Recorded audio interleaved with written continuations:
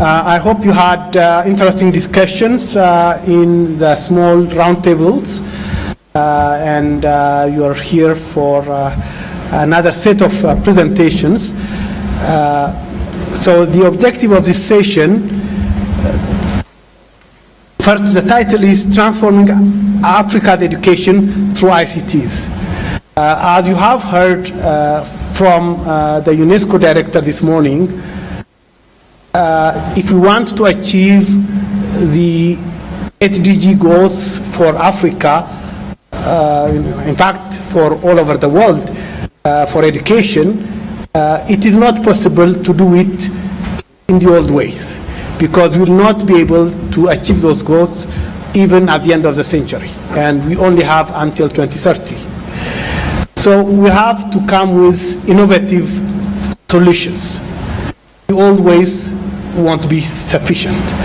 So here I'm happy to say that we have people who have tried to do things differently and who have been able to succeed in educational programs that use innovative solutions. So I would like to introduce the speakers of this session. The first speaker is Ms. Roksi Freeman, who is digital publication specialist at the Massachusetts Institute of Neuroscience. The open sharing to help make high-quality education available to everyone. As you probably know, MIT is the first or one of the first higher education organizations around the world who has been providing its high-quality educational materials available freely for the world. And I think it's very interesting to hear from her. The second speaker is Dr. Pascal Hoba, who is CEO of UBUNTUNET. You know probably UBUNTUNET is the research and education network for East and Southern Africa. Pascal previously was Director of Knowledge Management and ICT Services at the Association of African Universities based in Ghana. I'm not going to give all their bios. You'll have them online. These are all people who have done so many things, and it will be very difficult to summarize.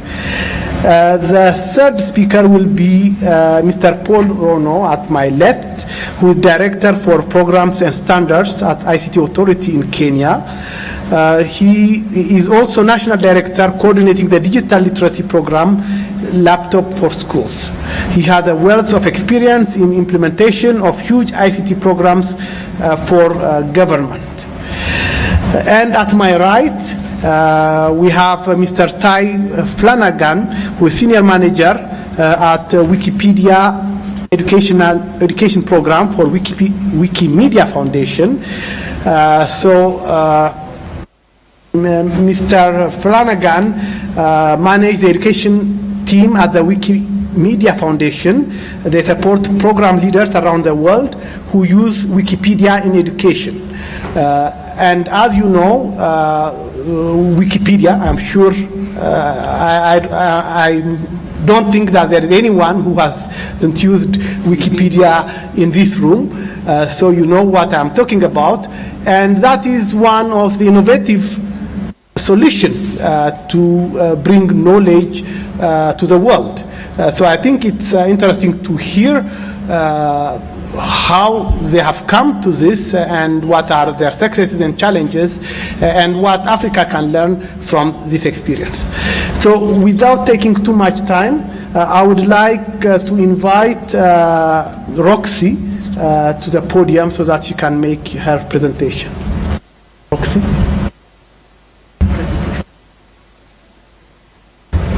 Okay. So maybe we can start with Pascal. Pascal, you can start. Oh, no problem. Okay, good. Should I go there? Yes, please.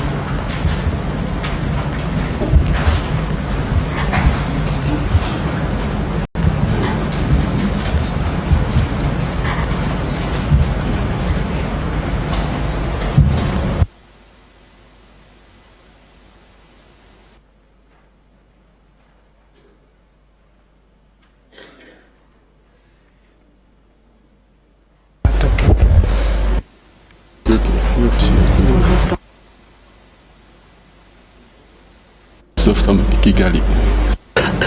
Pascal.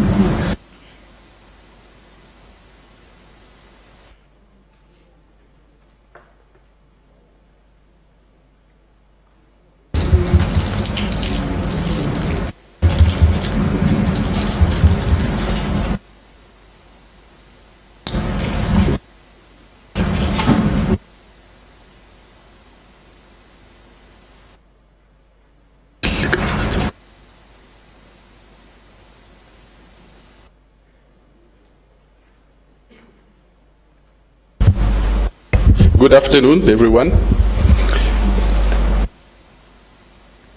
So I'm going to talk about the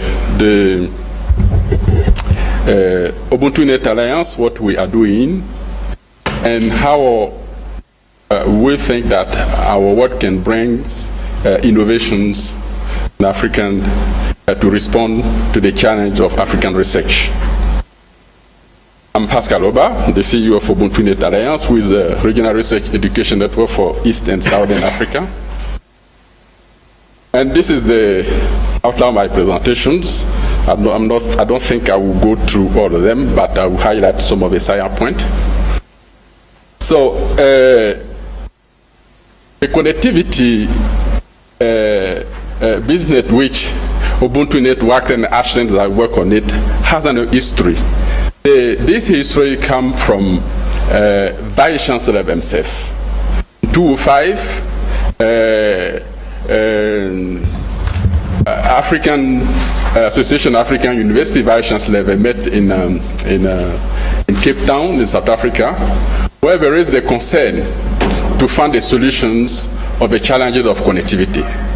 So what we are doing today is come from there, simply because the diagnostic based on inadequate infrastructure in terms of capacity and dedicated higher education network, campus network for higher education institutions.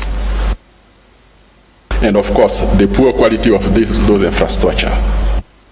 So the solution, what we are trying to provide is this model to mutualize our resources at campus level, national level, as well as regional level, and also the necessity to create adequate ICT infrastructure, which can start at country level to have a proper national fiber infrastructure, and also the necessity to create a dedicated network for connectivity.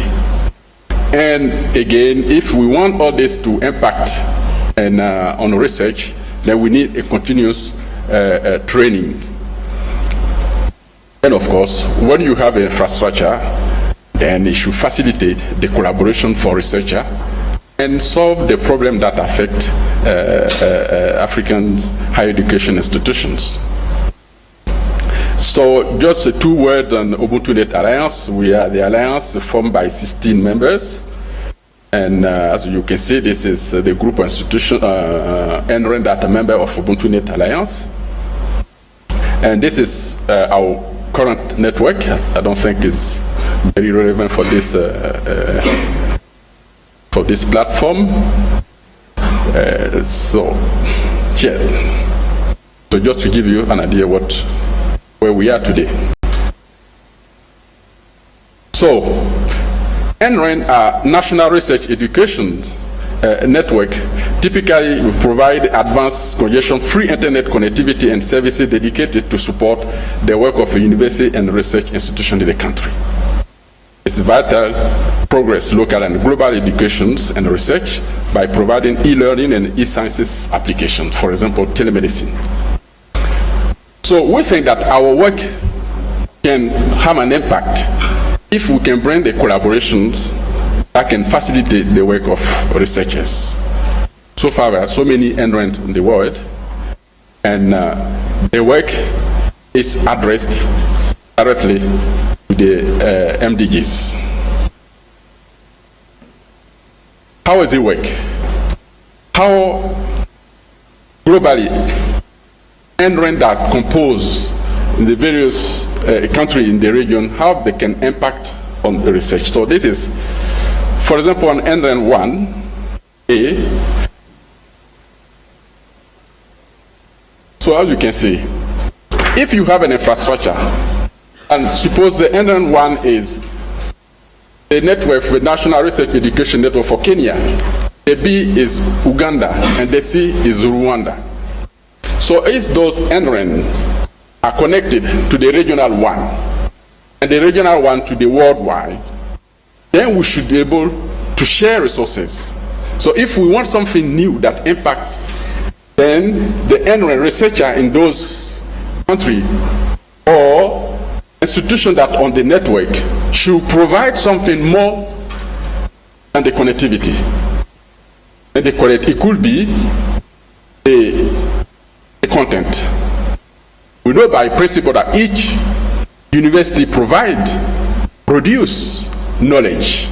So if those knowledge produced by the university themselves is packaging as part of the connectivity service that they have, then we are now solve a problem.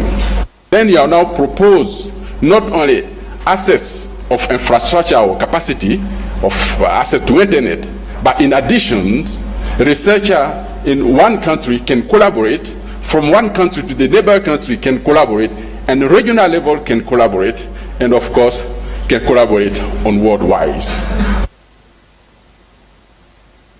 And this is what so far it exists.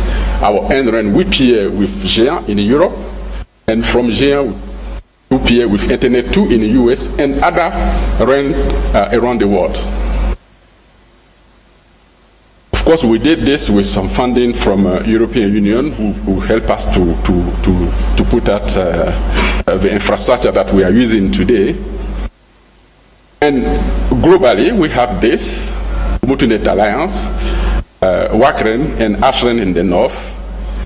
And why do we need it? We still need, because we still have, in terms of connectivity, we have a big gap, and we need a support to cover those gaps.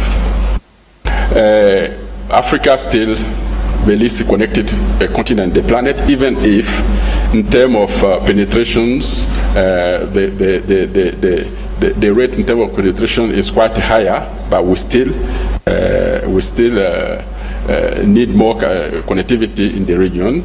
The capacity growth is higher, but it's because we started from very late. Then, how this can impact globally?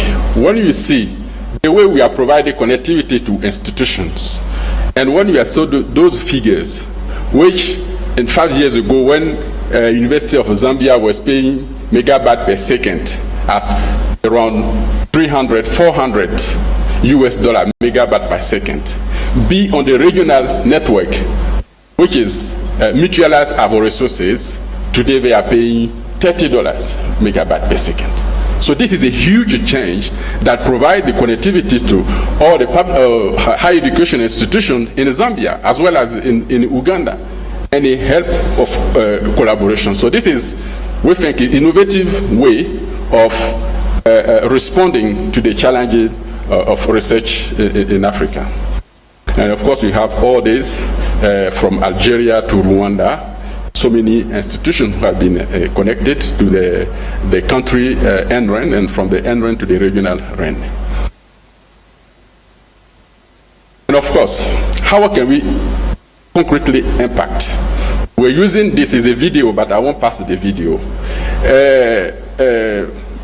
This researcher, he's working in Zambia, and she said, 4 years ago, when she was doing her research on agriculture, she has to do some modeling and download some big data. She said it took her 2 full days. When she connected, she used her laptop, she had to secure somewhere, and she should be very lucky that there is no power fluctuations. This is her work, how she can do her work. Then Zambia, through the Zambian University, were connected through the ZAMREN, which is the National Research Education of Zambia. Immediately, the capacity to have access to internet has changed completely. What she was taking for her 2 days to download now is about an hour. is huge.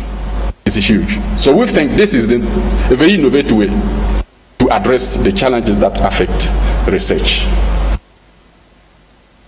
One of the applications, EduRoam, we think that through our network, even EduRoam, which is the federated service for email address, with the password that they have on their institutions, when you travel in the same country to another campuses, you have internet access directly. When you travel abroad to another country or in Europe, and go in an institution who is registered on EduRoam, you have automatic access to internet using your same email address and the same password that you have in your own country. So this is a very tangible, smart way to facilitate the work of researchers. Some recommendation that I don't think it is essential here, but it is mostly a recommendation in terms of resource allocations to help NREN at country level to be able to impact on the research. I want to stop here. I have some example follow, but when the question will come, I may come back because I have some research collaborations example which are here. I'll thank you for now.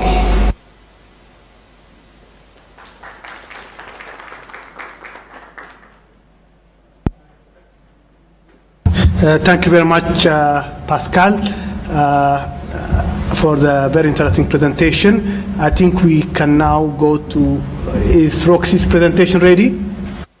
Victor? Okay. Questions? Yes.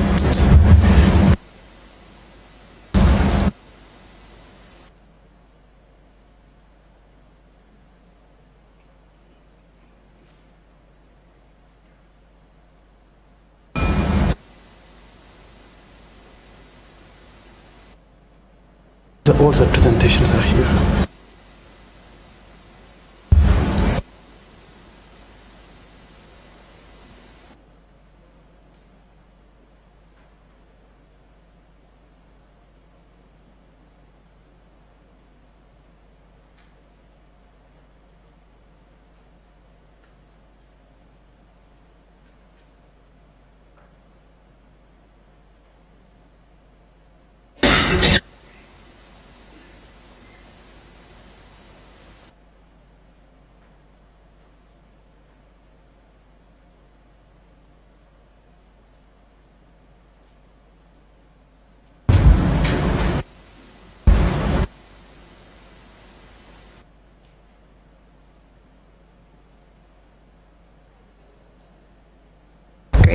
Hi, everybody. Thank you for inviting me to participate in these discussions. This is all really cool, and it's dawning on me how much there is to do. I work at OpenCourseWare at MIT, Massachusetts Institute of Technology, and I'm going to be talking today about how we make high-quality educational material available to everybody, and our goal is to do it at scale.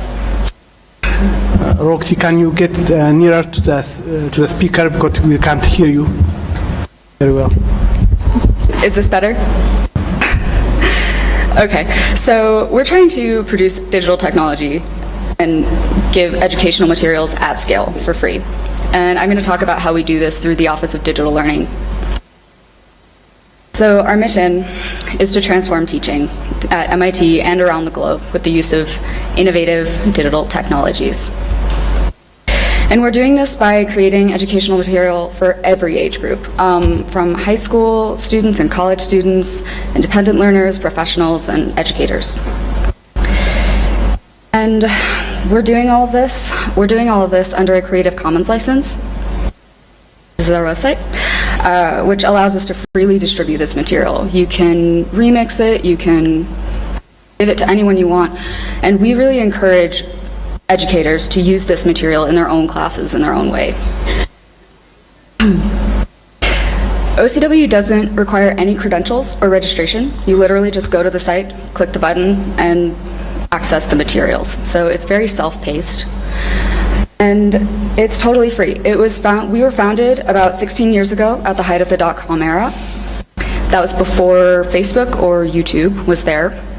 And MIT faculty thought that this would help further MIT's mission of bringing knowledge to bear on the world.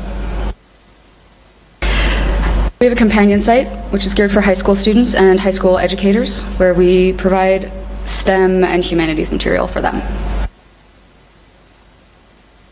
We also have the educator page, which is about instructional approach, and you can watch videos of teachers talking about the class, which is really good for getting people excited about learning, because there's such an issue with motivation for using this material.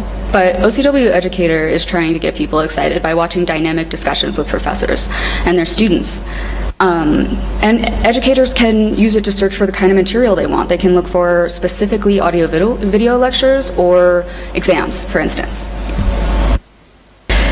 So here's an example of one of our sites. As you can see, this material gets pretty rich. And you just use the search function, and you can search by topic, or you can use the course numbering system that MIT uses for their courses. But since we know that internet connectivity can be an issue, we have a mirror site program where MIT provides copies of the website, the latest copy, on hard drives that we give for free to any educational nonprofit institution. So our main concern with the material that we put out, it's high quality. We have over 2,300 courses, but what we're really working hard on is trying to get it to the world. And it would be really great if we could find a way to tell people how they can get access to this. We also have MITx, which is in the Office of Digital Learning, as it's already been brought up in this conference already, but we make the MOOCs there. It was founded in 2011, and there are over 5 million registrants so far. You can go through the material for free, which is great, but in order, as was mentioned, in order to get a certificate, you need to pay. But it is done on a sliding scale based on income. But there have been, from MIT, over 150,000 certificates awarded, and there are currently 195 active courses from MIT.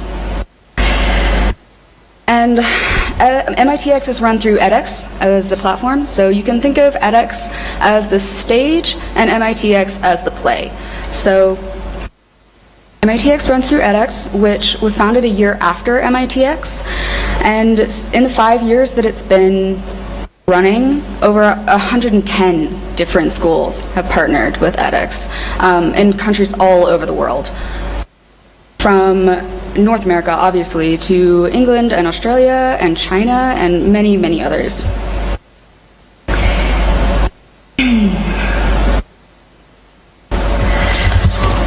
So, digital learning has really skyrocketed since 16 years ago when OCW came into the picture. These statistics are from OCW, but as I mentioned, there's 2,300 courses, and MITx is really, really popular. And edX has 110 different schools, and that's crazy for 5 years. That's a lot. That's a lot of information that people have access to. We're also using these tools on MIT's campus. I've heard some talk about, people know about the flipped classroom, but teachers are experimenting, incorporating this into their courses on campus so that students can have some more flexibility and to use these digital tools to see how we can enhance learning with not just distance learning, but using distance learning in a real world, in a real classroom setting, in person. And it's been successful so far. Students seem to like getting instant feedback. That's a really popular thing. And also, having the lectures recorded is really great, because not only does it mean that you don't have to go to class, which obviously you should, but if you have to miss class, you don't fall behind on your lectures. And so that creates a lot of flexibility. And actually, Professor Lorna Gibson is a professor at MIT, and she incorporated this into one of her courses. And she said that the top 3 students never came to class, which sounds really bad, but she was fine with it. And I think that really demonstrates the viability of MIT's materials as a distance learning option.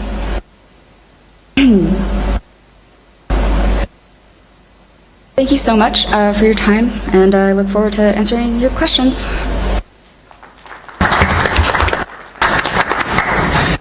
Thank you, Roksi.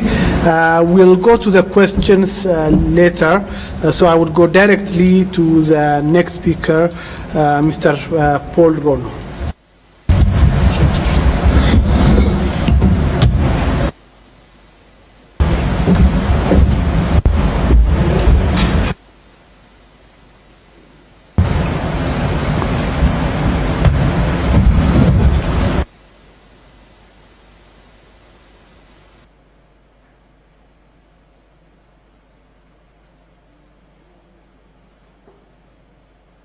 Yes, good afternoon, ladies and gentlemen.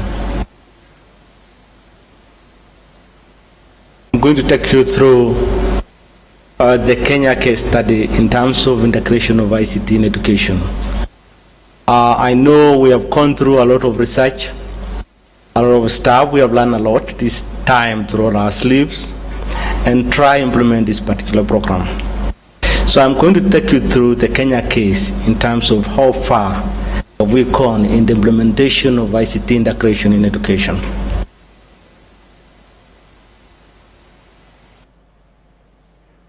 The content of the presentation will be around 4 bullets. The scope of the program, the prime achievements, implementation approaches, and the power of internet, and key learning and experience. Ladies and gentlemen, the Kenya government through their Vision 2030, plan to roll out a digital literacy program covering the lower primary, the upper primary, the secondary schools, and the university. And the first phase of the program is to start with the lower primary, class 1 to class 3.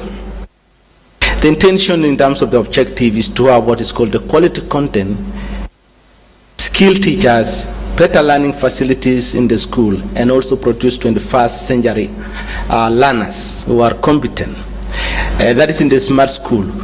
We are also looking at an environment whereby we can do the local assembly of the devices, and R&D in our universities where innovation and skills for young people are cultured. And we are also talking about a smart society where anywhere and everywhere in Kenya you can access internet and you can make business using the technology. The scope of the program was to roll out the first phase in 24,000 primary schools across the country, which are public, distribution of 1.2 million devices, power connection to 24,000 primary schools, distribution of digital content to all the schools, training of over 300,000 teachers, provision of teacher support to the program, setup of 2 local assembly plants in Kenya, employment of over 300,000 jobs, direct and indirect, and full engagement of stakeholders. Achievements so far, before I talk about the challenges, within a period of 1 year, the Kenya government has managed to cover over 75% of the primary school, 14,000 primary schools so far in a period of 1 year, after a pilot test for a period of 6 months before the full rollout. They also managed to train over 100,000 teachers in 11,000 primary schools, and also content for class 1, class 2, and class 3 is now available offline and online.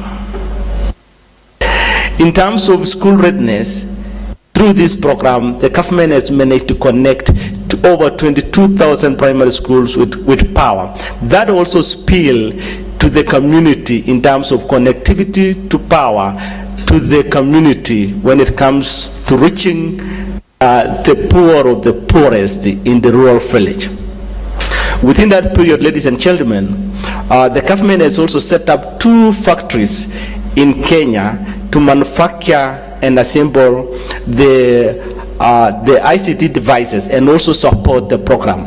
What you can see there is one of the universities in Kenya assembling devices. It is no longer done in China, but we do it in Kenya.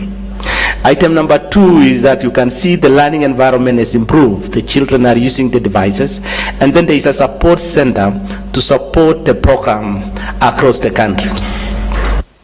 That is the achievement so far within a period of 1 year when it comes to full rollout. What happened? Of course, we failed 4 times. First attempt, we realized that we didn't plan very well when it comes to funding, because this is a huge program carrying a lot of money. So when you talk about ICT in education, people of Africa, it is not cheap. It carries a lot of resources, and there is need for proper planning as government so that you can take up this challenge. Number 2, we had issues with the bidders. The third attempt was the complexity of the program, because it was being run under the Ministry of Education. ICT in education, in the creation of ICT in education, is not about pedagogy. It is not about a teacher alone, but it requires a different mind to understand how this integration is done in education. It is not leaving the teacher alone to run the program. Now, what happened? When we failed 3 times, we went into what is called prime preparation, because it is not a simple task, people of Africa. We had to do what is called proper budgeting for the program, because the program we are running is over $200 million for only phase 1. Prime leadership, turned from the top. The head of state had to run the program from the top as the chairman in the project governance. The other one is prime engagement, to make sure that all stakeholders, including the parents, the religious community, the union of teachers, the teacher fraternity, are all engaged in this particular program. The other one is risk mitigation and prime M&E and the policy guideline from the government. That is what we call it, prime preparation for it to take off. You can see in different flips, you can see people crossing the country, trying to reach the deep end of Kenya to access primary schools which are deep and deep in the sharks. Down there you can see the head of state, after successful implementation, trying to monitor the program on the ground. What happened in terms of management, because we are directly talking about also the power of internet in the deployment of the program. And we use internet, as you know, Kenya is leading in internet connectivity in Africa. As you know, Kenya is also leading in the world in what is called open data. We use that infrastructure and the framework to deploy the program, whereby we had portal for all the schools across the public in terms of accessibility and checking on how ready they are and responding to any issue affecting the implementation. We had a portal on communication to the project managers, a portal for the stakeholders. What you can see there, because this project carries a lot of money, there was need for citizens to be updated any other time on how far the program has gone in their local villages. And the graph you see is a graph for every county in Kenya, and the citizen is able to monitor the progress on the ground and support the program. The power of internet in digital content. Ladies and gentlemen, this is a very important item in this debate. Distribution of content and availability of content to this program is the lifeblood of ICT integration in education. It is not about devices distribution, but it's about the content and the quality of content and accessibility of content. And Kenya government adopted what is called cloud platform, whereby it created what is called a Kenya Education Cloud, where all the content are posted and people move away from devices to talking about accessibility. You can use any device you have. And there was a question on what type of content, you should drive the content. What we made in Kenya is that the policy is that content is independent of the device and it should be on universal platform, whereby you can use any device to access the content wherever you are. We also put up controls to make sure that the content being generated is quality content. And then we created what is called training awareness in all our content developers and teachers included. This is a structure of content. After we have deployed this program, the biggest challenge we had was content not available for the learners. The devices are in the school, the connectivity is in the school, there is power in the school, but the content deployed to the devices as offline content was exhausted within a very short time by the learners. And the bigger challenge is, where can we get the content for this particular program? And we came up with a platform whereby all content developers, we liberated content. Anybody in the world can develop content and post to the cloud. And we have a regulator called Kenya Institute of Curriculum Education, of Curriculum Development, who normally regulate the content. And once the contents are approved, it goes to the learners, and the learners can buy, and the content developer, wherever he is in this world, through the internet, can get paid, and the other money go to the regulator. That is the content platform for us to address the issue of shortage of content to be used for the program.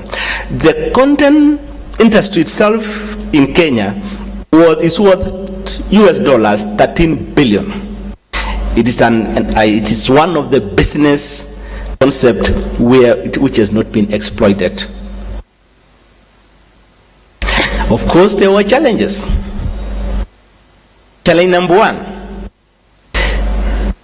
as you know about our young children, they get to learn technology faster than some of us. So when the technology was taken to the classroom, the role between the teacher and the child changes immediately.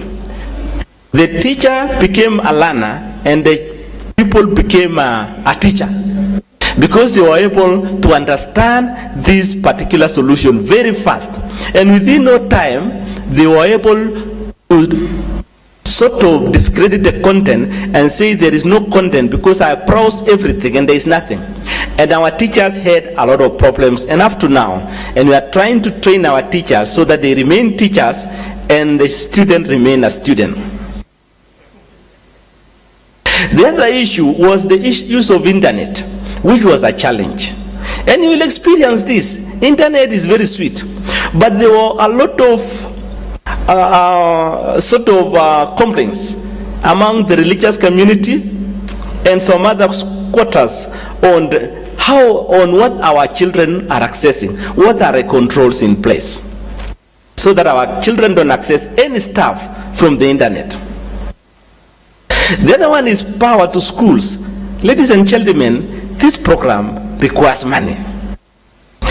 And when we talk about power to schools, we are talking about huge bills, because for schools to sustain the huge bills, because when you connect schools to internet and power, there are other in the school community, people started using the same environment for charging phones, for also running small businesses in the school, and then the bills goes very high, because that is the only place you can get power.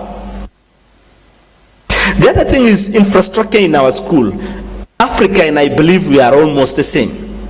There is a challenge in terms of the level of infrastructure in our school. So as we roll out this program, it is good to note that the schools we have need to be sort of uplifted to be in a position to absorb this particular program and run successfully. And as I told you, the digital content, we run short of digital content. And I believe African countries, you can sort of it's a space you can invest on, because I think every other African country will face the same challenges when it comes to content and quality content. The other thing is the buy-in from the stakeholders, because some people realize that this program is huge, and other people like teachers started complaining about additional work for the teacher, Yes, I learned pedagogy in college.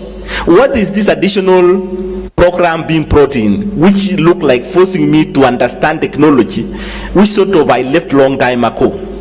As you know, technology is changing, and some people don't want things to change. They want status quo. Policy regulation required.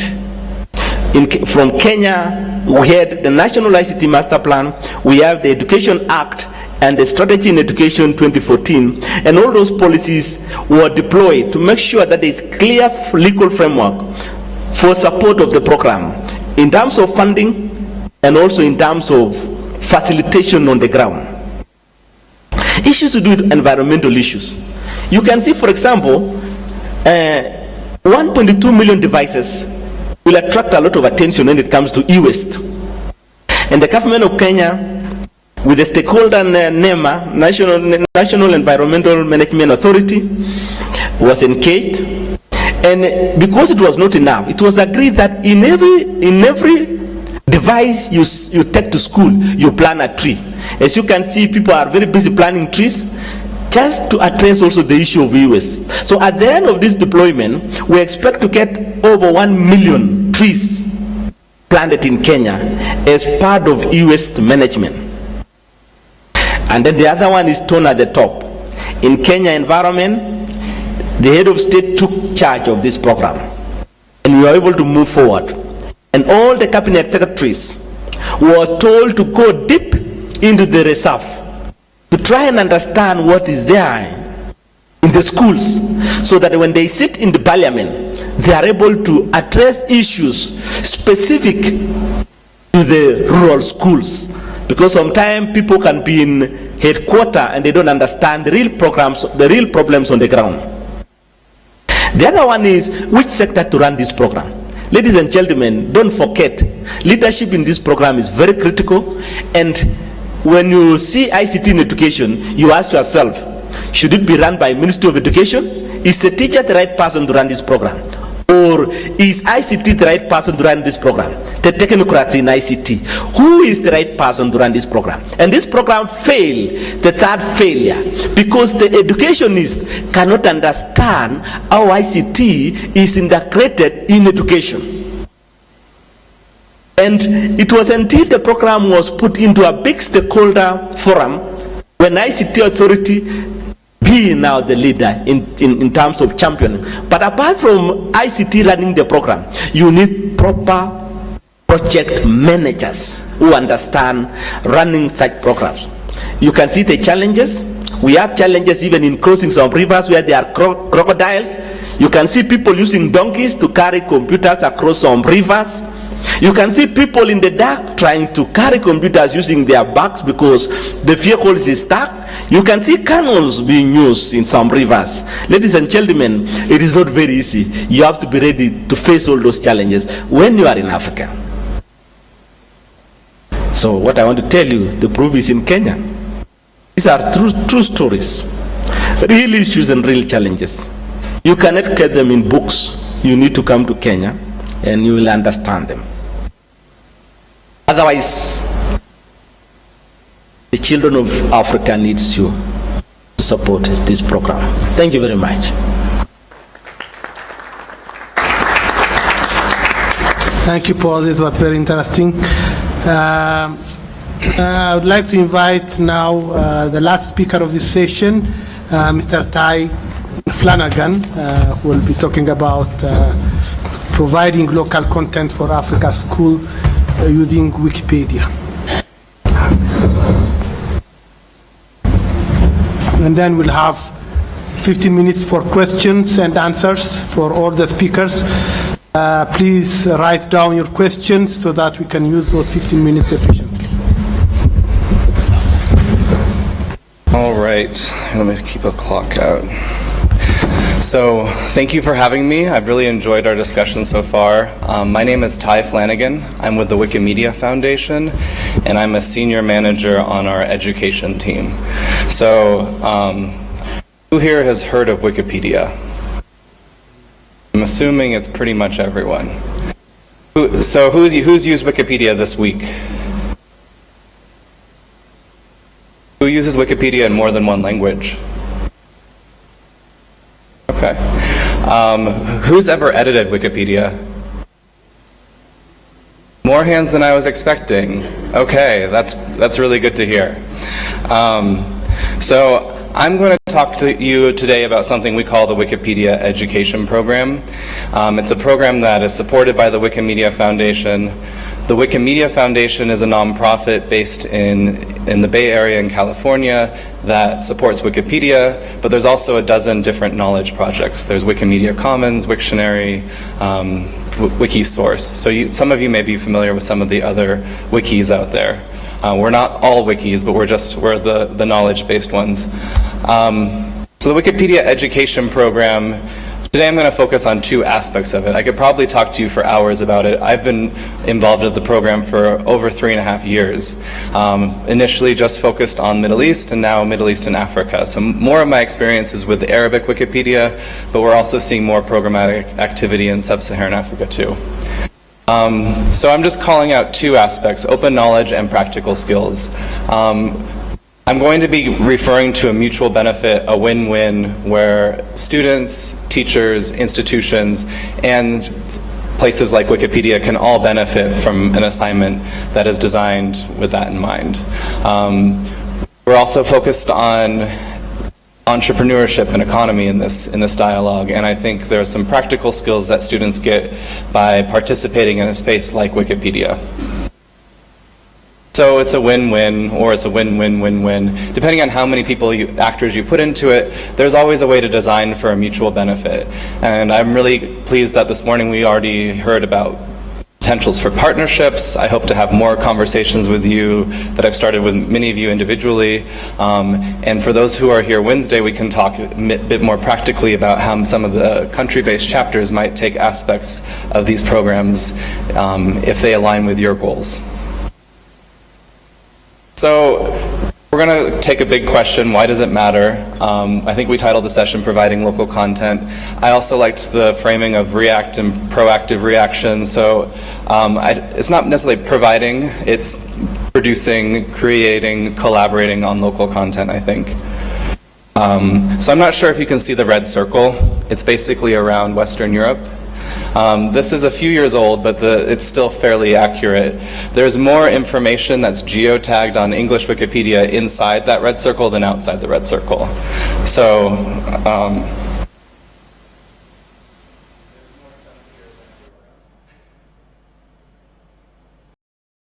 but this shows, this is also a few years old, but the trend is still fairly accurate.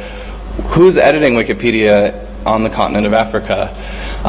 It probably maps pretty closely to bandwidth, access costs, things like that. But we see the most participation in Egypt.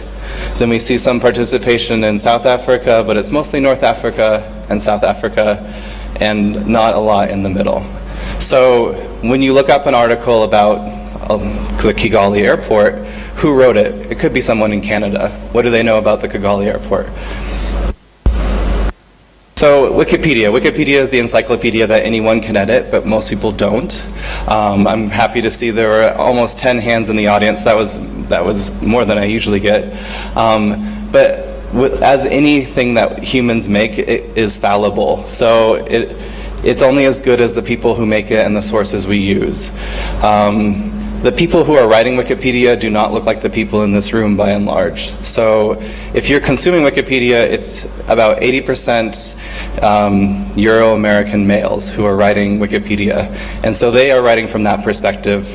And so you're seeing less content about women, less content about what we might call the Global South or emerging communities. And so there are huge gaps in knowledge. Another thing to think about is that Wikipedia is not a project that has an end date. It's a constant knowledge project. So we want people to contribute, and if you start with a sentence, you start with a sentence. It's a wiki, it's iterative. It has to start somewhere. It doesn't have to be perfect today, and it will never be perfect, but you have to iterate. We've learned from some of our awareness research that most people, you can't walk into a room and assume everyone knows what Wikipedia is. This is obviously a crowd that knows the internet space, so knows Wikipedia, but we had colleagues who did research that show that less than a quarter of people in Nigeria know what Wikipedia is off the top of their heads. Less than a quarter of people in India know what Wikipedia is. Less than 50% of Mexico know what Wikipedia is. So there's huge awareness gaps. And that also includes what is an encyclopedia? What's the role of an encyclopedia? For all the educators in the room, you've probably told your students, don't use Wikipedia, don't cite Wikipedia. And I can't say I disagree with you there, because we've forgotten what the role of an encyclopedia is. You don't cite Britannica in your paper, and you don't cite Wikipedia in your paper. It's not a double standard. You go to primary and secondary sources, not tertiary sources of knowledge. So that's an example of what a student could take away from a Wikipedia assignment, is knowing what's the role of Wikipedia. It's a collaborative thing. It's fallible. You should look at the sources, the references, and see if it makes sense. And it's a practical application of skills. We see a lot of students who are in translation faculties. Our biggest program in Africa would be in Egypt, and there's hundreds of students every semester who are translating articles from English and French, even Chinese, into the Arabic Wikipedia, and they say that it's gotten them jobs before, because they can say, I'm a content producer and I can prove it. We've talked about certification, and that's also an issue. So we don't necessarily issue certificates, but it's something where a local program implementer could certainly issue a certificate of completion that could accompany someone's CV. So I'll talk a bit about how it works. I might be a bit vague on some things in big picture, but I'm happy to have many follow-up conversations. The main idea is that it's a flexible model. So you're trying to find the mutual benefit for a student and for open knowledge. So if you're teaching cell biology, you look at the cell biology articles on Wikipedia. Are they good? Where can they be improved? And get your students to improve them. And your students will have better writing skills, they'll have better research skills, they'll have digital and media literacy. You can also be a graphic arts teacher and get your students to illustrate a concept. Wikipedia, when you look at it, it's not the most beautiful website. There's not many pictures, there's not many animations, there's not many videos. So there's a huge opportunity for improvement. And we've seen visual arts classes make a huge improvement. We've also seen students add audio recordings. We have classes in Mexico that insert local language pronunciations of place names because they're not Spanish, they're from a local language. And so no one knows, if you're not from there, you don't know how to pronounce it. The similar activities could be done anywhere.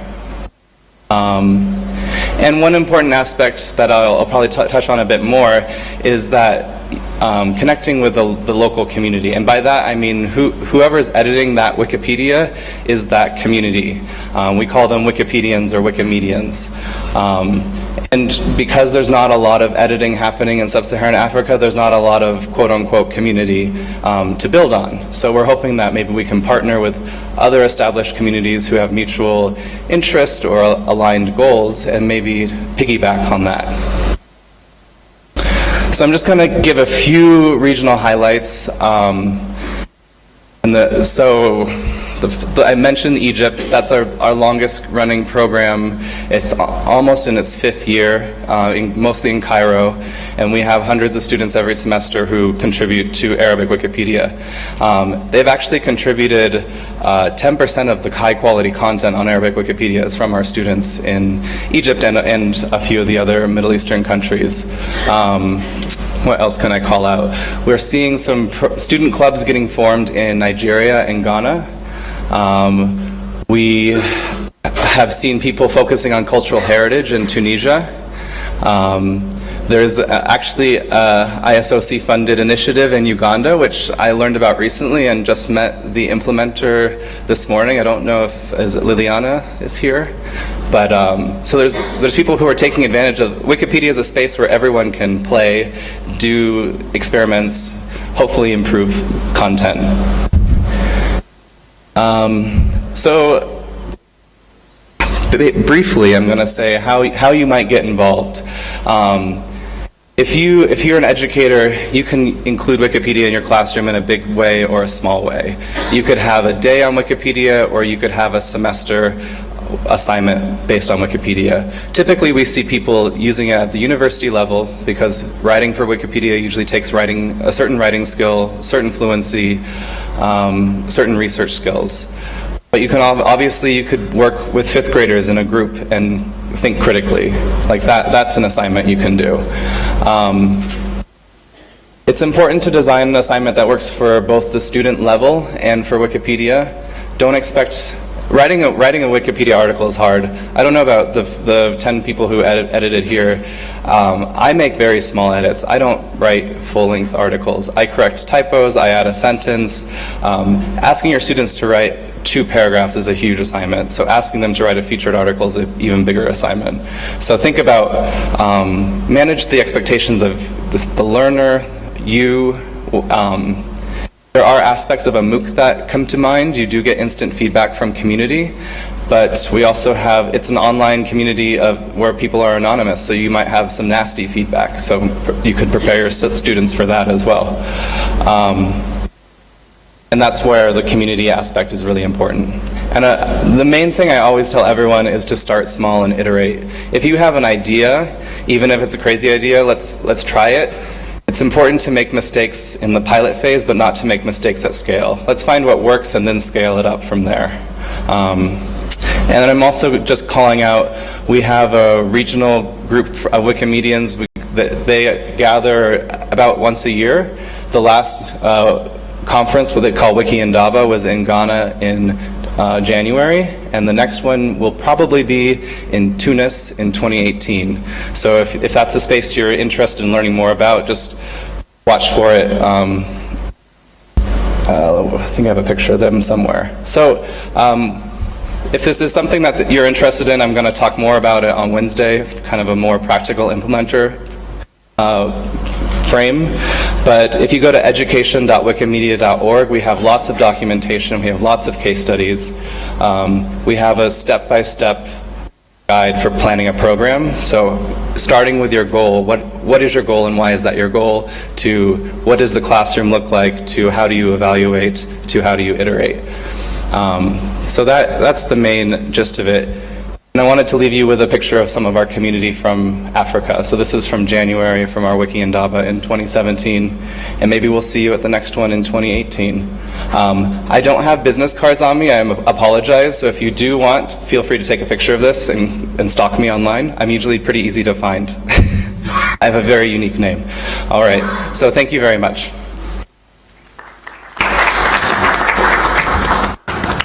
Thank you, Ty, again for a very interesting presentation. I think we were well served by this session. We had 4 inspiring presentations. I think they give us a lot of food of thought for the next roundtable discussion. But before we go to the next one, let's have a few minutes, I think 15 minutes of questions and answers. So is there any question? Okay, Bubakar, let me identify a few of you and then, yes, I think you're from Makerere, you're from Uganda, yeah. And, okay, the 3 of you. Okay, Bubakar, and please introduce yourself. Yes, thank you, David. Bubakar Bari, Wakren. I have a question to Mrs. Freeman about the MIT OpenCourseWare. You mentioned that you are providing, say, contents, to be stored locally, for institutions that are educational institutions for not-for-profit. And you said that the content is updated. So how often is it updated? And you said that it is on hard disk. What is the volume of the content? And do you also have a process whereby it's transferred through pipes? Yeah. So the content is static. It's meant for schools who have trouble getting access to internet. But a hard drive, all you have to do is email OCW and ask for it. Yeah, and it's the entire website. It's everything on the website, including our companion websites. Yeah. Does that answer your question?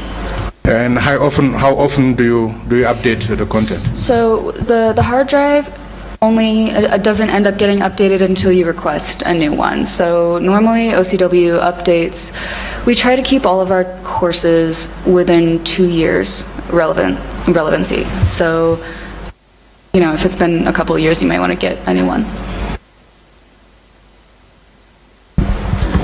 Thank you.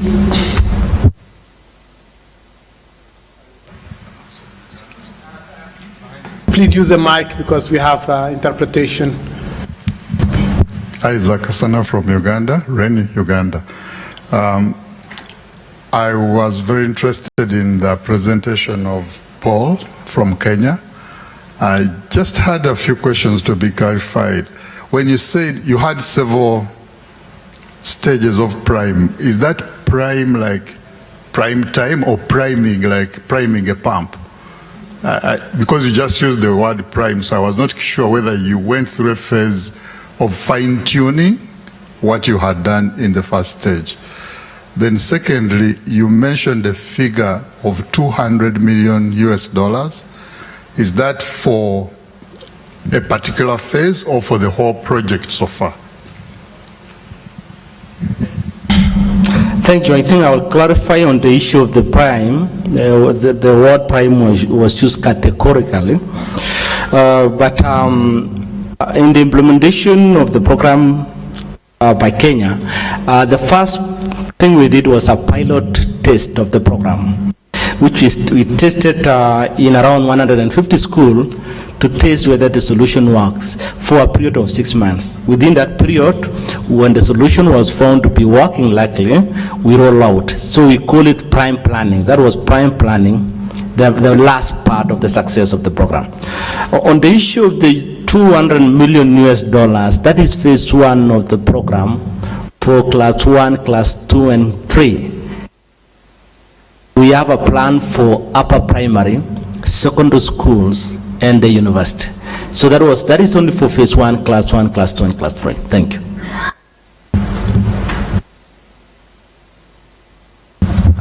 Yes. Okay. Hi everyone, my name is Ida and I'm a director for the Regional Consortium of Experts and chair for outreach for the Internet Society Kenya chapter. My question is to MIT, and that would be the lovely lady, an intelligent lady, of course. And my question would be, it's very exciting to hear that you're actually rolling out e-learning and integrating it or sharing these resources that you have with non-governmental organizations. I think it's very exciting. That's the future, that's the way it should be done. We've been advocating for this for a long time, but not everyone seems to have bought into that idea. What do you think what do you think is the problem to some of these organizations that fail to buy into the idea of sharing knowledge and information for future development of our nations? So I think one of the issues is proprietary technology, and a lot of professors feel that they're engaging in novel research that might get stolen. Or I've been told by professors that they feel that it cheapens the experience for students there, which I have talked to so many students at MIT who none of them feel that way. And I think that we just need to spread that message. Thank you. We can take some more questions. Maybe I can say something here. I think, and that is something that will be interesting for our discussion in the next session. The biggest challenge for Africa will be to have its own content for the coming years. I think Aminata said, well, it's good to have MOOCs and so on, but they won't have a lot of impact the way they are. I don't think that, maybe they can be an additional document, but we have our own curricula, we have our own history, we have our own things. And unless we have our own local content, I don't think that, even Wikipedia will have that much effect. So I think our biggest challenge is to encourage ourselves.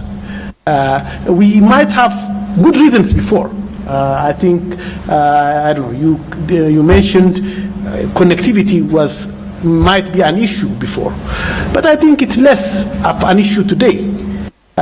Many Africans have reasonable connectivity to edit, Wikipedia. It's true that we might not have devices, etc., but if we have the will, I think there will be the way. So how can we really work to ensure that in the next 10 years, the picture that we have seen will change drastically, and we will see really a very different picture. And we really can do. I have seen in some other areas where we had such a dark picture, where we have, the mobile is an example. We always had, Africa, nothing is happening, and then, when we had, put our minds and pockets in it, we have managed to change the situation. So maybe we can say something about what should we do to really reverse the situation of local content in Africa. I will give the opportunity for Boubacar, because he was trying to say something, then Pascal. Yes, Boubacar again. Actually, I wanted to have, I had a question for Pascal. You said it right now, David, that connectivity will become less and less an issue. And I do think that sharing knowledge is also very important, even in the regionally, between the countries. I wanted to ask a question to Pascal. Do you have measurements or data, or if not, do you intend to measure, let's say, traffic between the members of the UBUNTUNET Alliance, excluding transit, traffic, that is just cross the country to go to Europe or something like that. Do you have figures, on exchange of traffic between the countries that are members of the UBUNTUNET Alliance? I think this is something also that will be very important, to measure, once our three regional networks, are interconnected. Yes. Thank you, Boubacar. This is a very relevant question. We ourselves we're talking about, when we were filling the grant application with European Union. This was some of the questions came up. That what is the impact in terms of research? And we don't have a data up to today. However, we met a Malawian student who is doing a PhD student at the University of Cape Town in South Africa, and we agree that his research topic is really to analyze the impact of a connectivity in terms of research output, and he would like to visit a certain number of countries, and we want to fund part of his study so that we can share the data. It will be ready in 1.5 year time, and we have not yet finalized the grant that we want to fund. We want to give it to him, but it's something that we will get it very soon. We know from a preliminary study that we have shared with us that in terms of traffic has grown between, for example, South Africa and Kenya, between South Africa and Tanzania.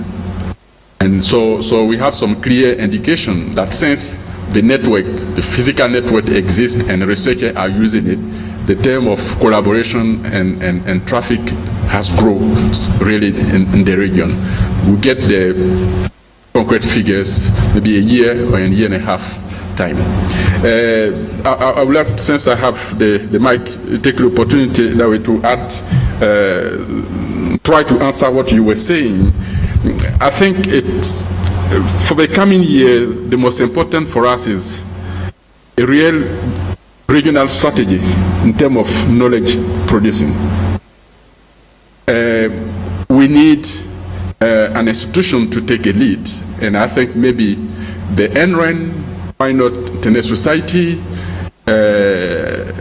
Association African University, or regional university associations, to come up with a real strategy of maybe standardize the repository in terms of each university to generate and packaging the research output from various institutions and put them maybe at the regional level, and technically we see how it works, so that we can really start to produce the knowledge. Two, it's very important, otherwise we are going to regret in the future, is the quality assurance. It's not because material is online that it has been necessarily peer reviewed and it reflects the scientific value. So we need to organize ourselves, quality assurance to apply for all online teaching, online classroom, e-learning, and also the knowledge that is produced. Is only a professor in the field that can confirm if an article on a genetic on the website reflects the state of the knowledge on this specific topic. Otherwise, it could be very dangerous to leave our youth to go and copy things which probably is not relevant. So the quality assurance is one aspect. As we were saying, the connectivity is not a major issue, even if it's still in some area, it's an issue. But globally speaking, and particularly in this region, East and Southern Africa, as well as in West Africa, is not a major issue. So now we need to organize ourselves to produce the knowledge, to review it, and assist it by quality assurance. Ty, and then Ahmed, and then Suleiman, and then we'll end. I just wanted to briefly talk about the connectivity issue, because I think when I showed the map, I think I gave a quick throwaway explanation of there was less connectivity in sub-Saharan Africa, and that may have been the problem. And I think that's a very simplistic explanation, because I think we've seen that there's also, if you build it, they will come mentality. So once there's high-speed broadband everywhere, then the problem is fixed. But I think we saw in the React presentation that if you don't think about the user, the use case, the socio-political, cultural, other implications, people may not use it, know the value of using it. So we see a situation where you could compare sub-Saharan Africa to the Arabian Gulf. The Arabian Gulf builds their infrastructure, they have education cities, they also have no Wikipedia editors. So why is that? So obviously you can design for program awareness, outreach, and so that's the next more meaningful step. And I think that might have a greater impact than just infrastructure. So it's not, they complement each other, but it's not one or the other. Thank you, Ahmed.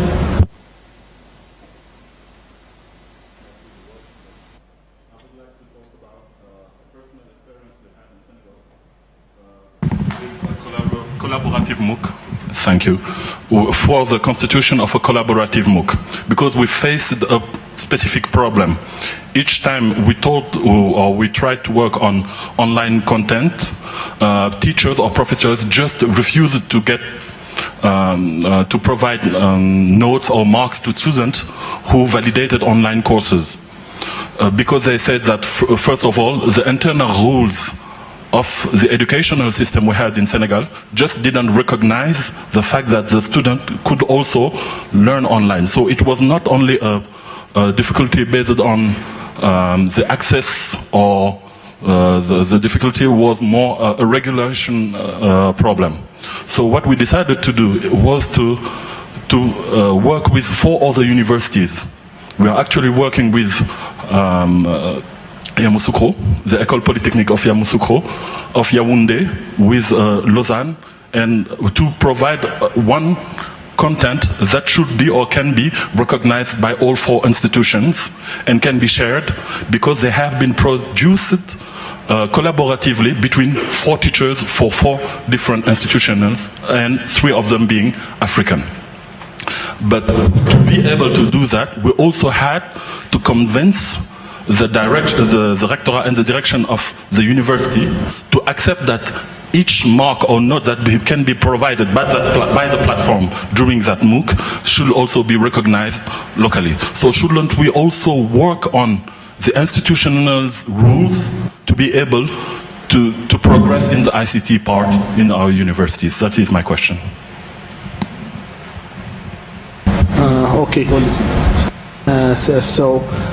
Is it a question or rather? It was. I've mentioned an experience and told you about the problem we faced and how we tried to solve it. Yeah, I think let's leave it at an open question. Let's leave it at an open question for discussion during the roundtable discussions. And Suleiman, the last question, and then we'll close.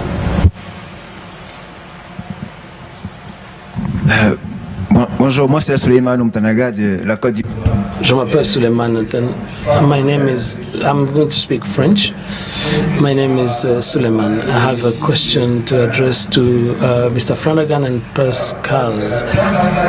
When Pascal gave his presentation today, he said the connectivity in Africa, in the Ubuntu area, was cheaper, and that within Wakren area it was more expensive. We have the same cables that reach Wakren and Ubuntu. How come the prices on space would be more expensive and not in the other? That was my first question. The second one is, which is addressed to Mr. Flanagan. I liked his presentation on Wikipedia. Regarding quality of scientific production, do you have a committee that verifies the quality of what is uploaded on your platform? As lecturers at the university would like to contribute, because students use that content, but we're not sure whether the content is vetted. How do you vet? How do you verify the content? Do you use robots? What technique do you use to ensure the content is accurate? Thank you. Pascal, vous pouvez répondre et après on va. Thank you, Pascal. You may respond, and then Tighe will. Thank you, Suleiman. What I said is that, and that applies to Wakren, the prices will be reduced when Wakren will have its own network. Right now, it's not available. Right now, UBUNTUNET, in the picture that I showed, we have a leasing. We have leased 2 cables that go from Cape Town to Amsterdam through by the west coast, and to Cape Town to London from the east coast. So we have a physical infrastructure, and we have the national networks for research and education, which are connected, and they pay. One of the clients is the CEO of Ronoh, Uganda Research Network Engineer Kasana. He's there. You can discuss with him, and that's what leads us to that pooling. The pooling of resources, and the prices go down. before that, Dr. Rishan, who is sitting next to you, conducted a study on the issue, and he realized that countries like Zambia were paying $600 per megabyte second. $600 today, we are talking about $30. So why is that so? It's because there is a network and the prices went down. The same thing when Wakren, towards the end of the year, when Wakren will have its own network, I'm convinced that the prices will also be reduced more than 10 times in the West African region.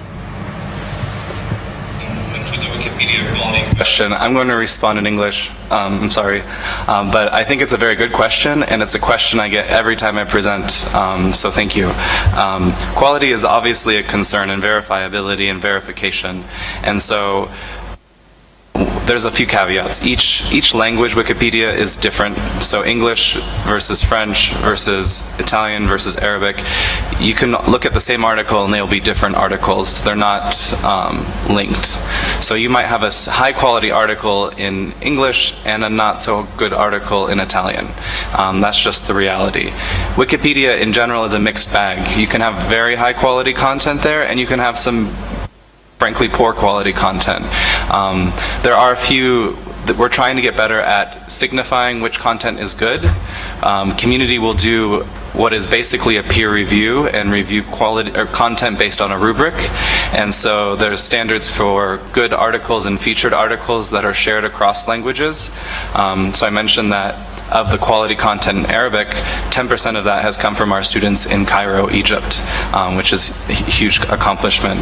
But there's not a lot of those articles. We're talking about a few thousand articles in Arabic, maybe tens of thousands of articles in English. So it's a small pool of peer-reviewed content, and it varies from language to language. But we are transparent about everything. So if someone sees an issue with an article, we flag it at the top. This article doesn't have sources. This article has poor language. This article needs updating. And so there are opportunities to improve it, but we don't claim everything is perfect. And we would hope that you would look at the sources and verify.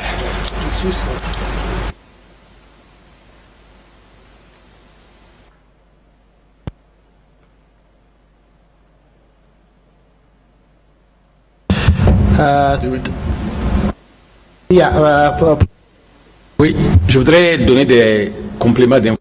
Yes, I'd like to add some information. Once the WACRN will have been established, this will be a closed network. It will be a communication network that will not go through the economic operators that actually bill the usage of this bandwidth in the region. So this will be a very specific network with specific agreements that will allow them to actually use a closed network.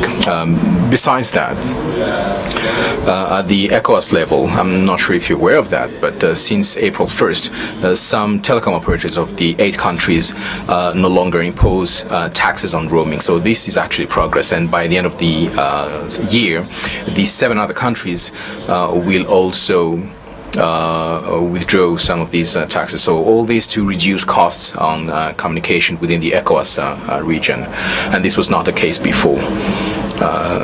Because when talking about the free circulation of goods and people, I mean, the free circulation of internet is actually also on the table, and we will be allowing some of the countries to actually operate without taxation.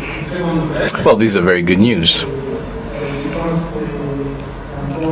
And I guess this is the right moment to actually move on to the next schedule. So, Bethel, what's next on the agenda? Thank you, Dawit.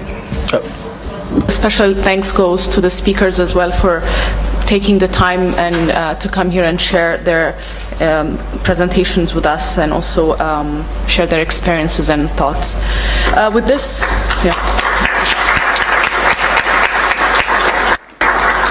So with this, we come to the end of the 5th session.